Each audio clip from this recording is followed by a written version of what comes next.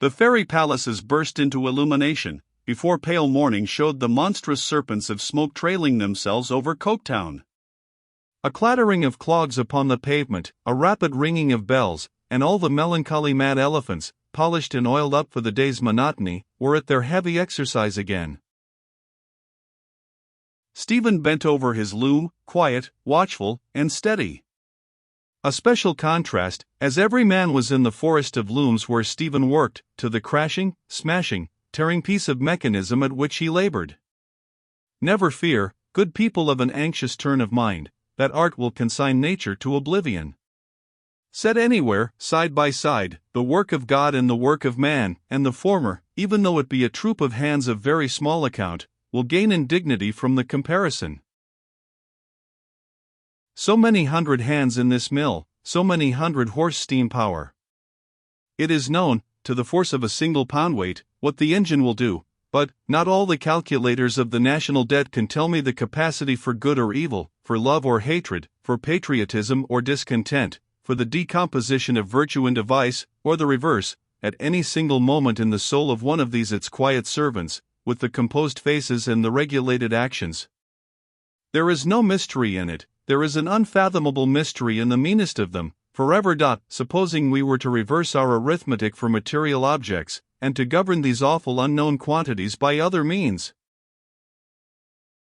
The day grew strong, and showed itself outside, even against the flaming lights within.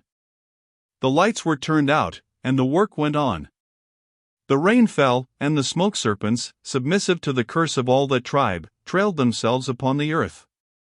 In the waste yard outside, the steam from the escape pipe, the litter of barrels and old iron, the shining heaps of coals, the ashes everywhere, were shrouded in a veil of mist and rain. The work went on, until the noon bell rang. More clattering upon the pavements. The looms, and wheels, and hands all out of gear for an hour.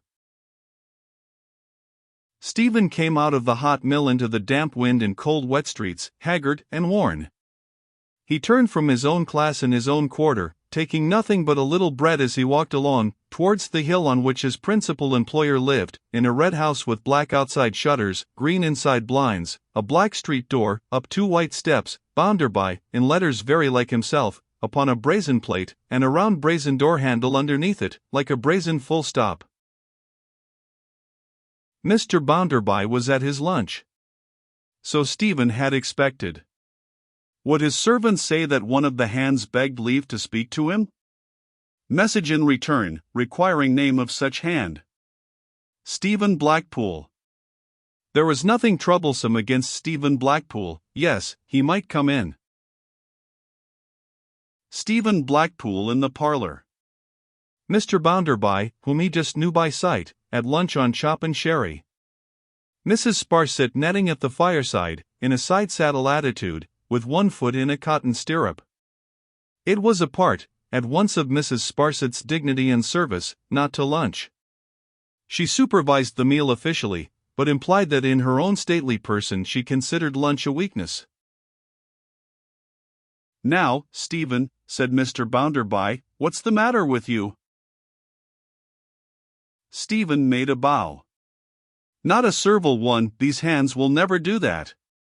"Lord bless you, sir, you'll never catch them at that, if they have been with you 20 years, and, as a complimentary toilet for Mrs. Sparsit, tucked his neckerchief ends into his waistcoat. "Now, you know," said Mr. Bounderby, taking some sherry, "we have never had any difficulty with you, and you have never been one of the unreasonable ones. You don't expect to be set up in a coach and six, and to be fed on turtle soup and venison, with a gold spoon, as a good many of 'em do."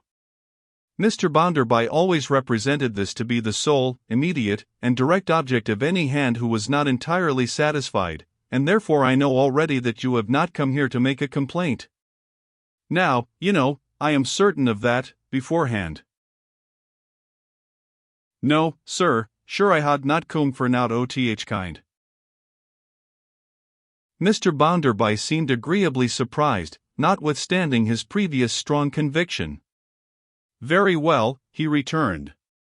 "You're a steady hand, and I was not mistaken. Now, let me hear what it's all about." As it's not that, let me hear what it is. What have you got to say? Out with it, lad.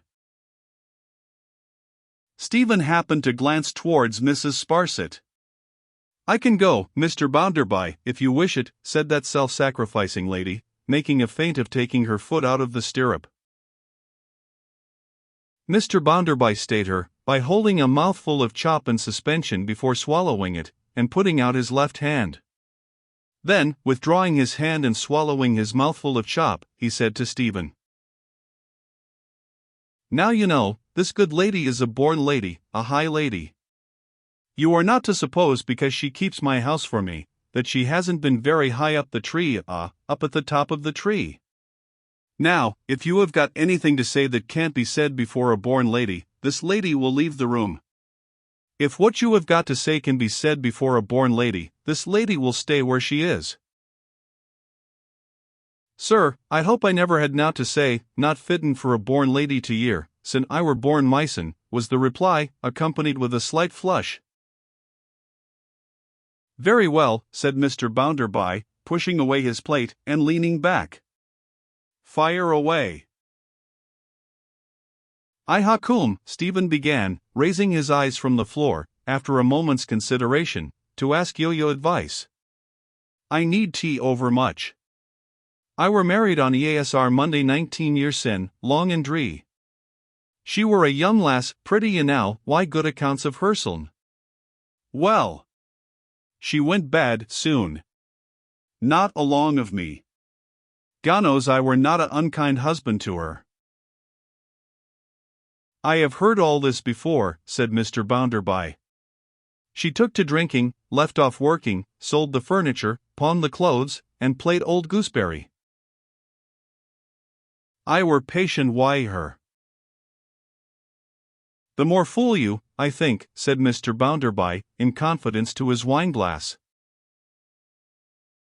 I were very patient why her.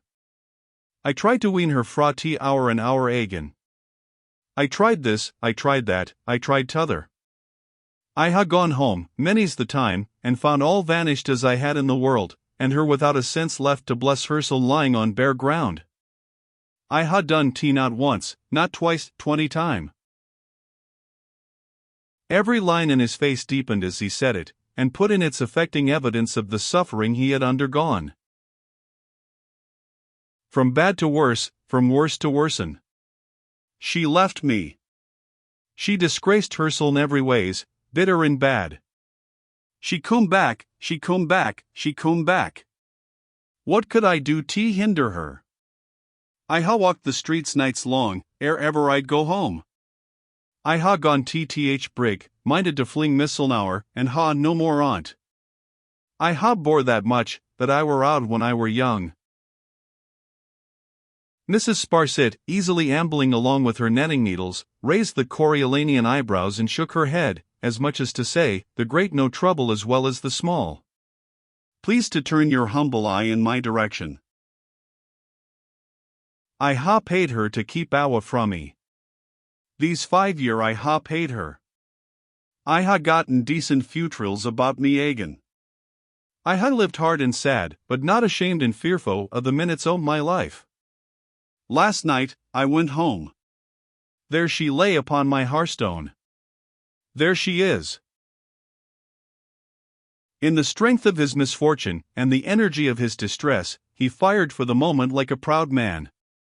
In another moment, he stood as he had stood all the time, his usual stoop upon him, his pondering face addressed to Mr. Bounderby, with a curious expression on it, half shrewd, half perplexed, as if his mind were set upon unraveling something very difficult, his hat held tight in his left hand, which rested on his hip, his right arm, with a rugged propriety and force of action, very earnestly emphasizing what he said, not least so when it always paused, a little bent, but not withdrawn, as he paused. I was acquainted with all this, you know, said Mr. Bounderby, except the last clause, long ago.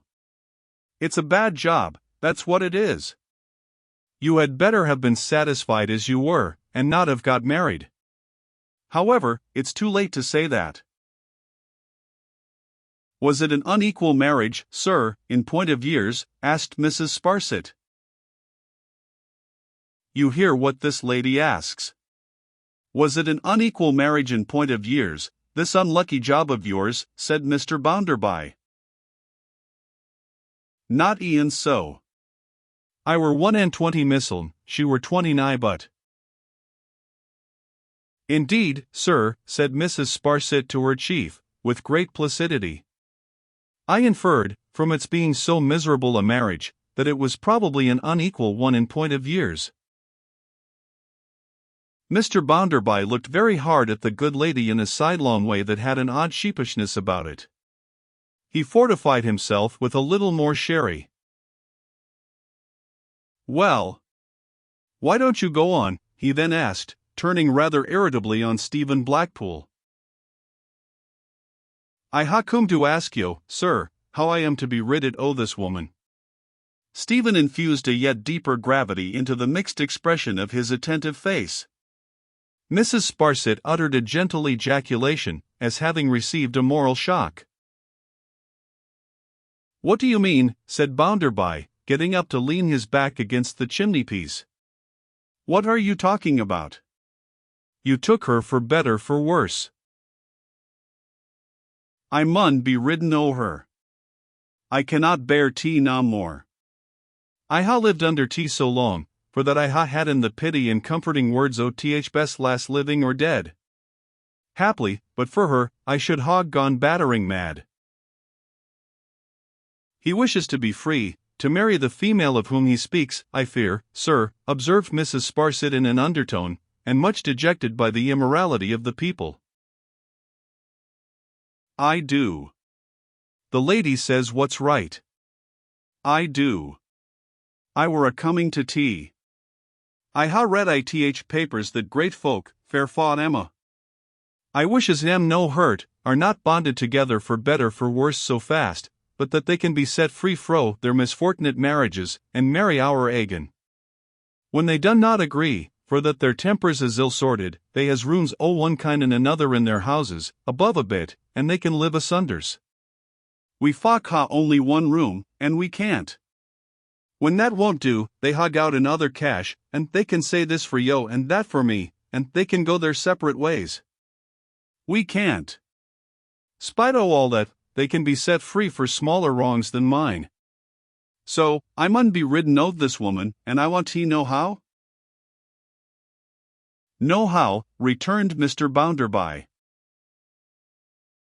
If I do her any hurt, sir, there's a law to punish me? Of course there is. If I flee from her, there's a law to punish me? Of course there is. If I marry t'other dear lass, there's a law to punish me?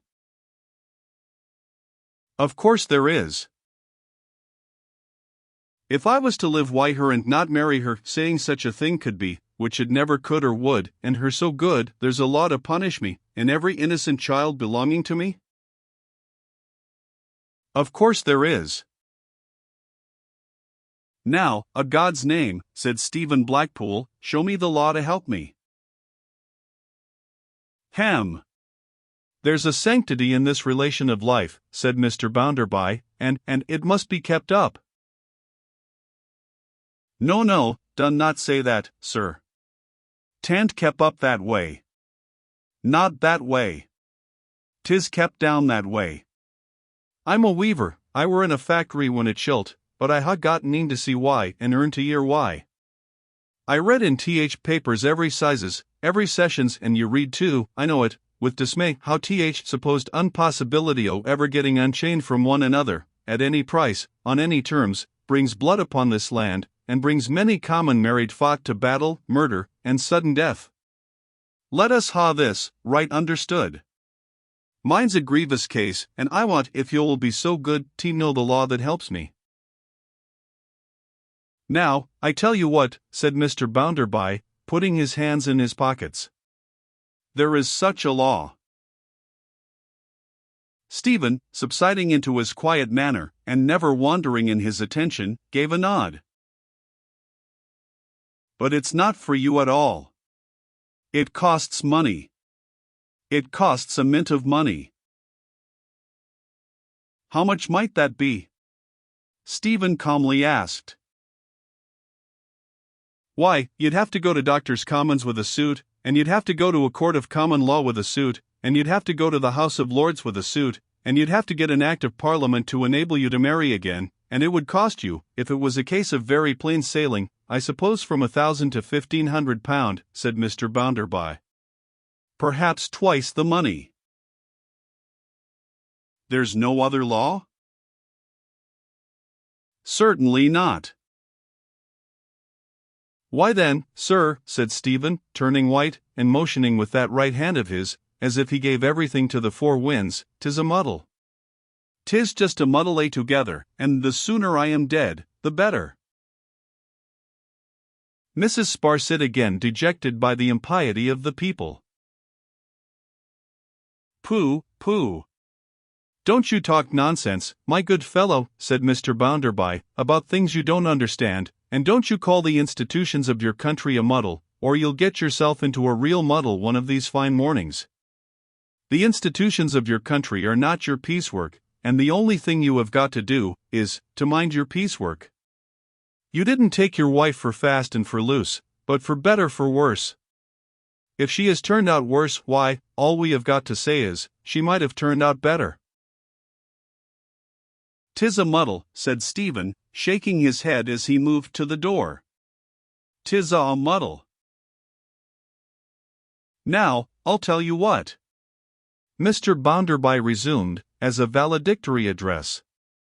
With what I shall call your unhallowed opinions, you have been quite shocking this lady, who, as I have already told you, is a born lady, and who, as I have not already told you, has had her own marriage misfortunes to the tune of tens of thousands of pounds, tens of thousands of pounds. He repeated it with great relish. Now, you have always been a steady hand hitherto, but my opinion is, and so I tell you plainly, that you are turning into the wrong road. You have been listening to some mischievous stranger or other, they're always about, and the best thing you can do is, to come out of that. Now you know, here his countenance expressed marvelous acuteness, I can see as far into a grindstone as another man, farther than a good many, perhaps, because I had my nose well kept to it when I was young. I see traces of the turtle soup, and venison, and goldspoon in this. Yes, I do, cried Mr. Bounderby, shaking his head with obstinate cunning. By the Lord Harry, I do. With a very different shake of the head and deep sigh, Stephen said, Thank you, sir, I wish you good day.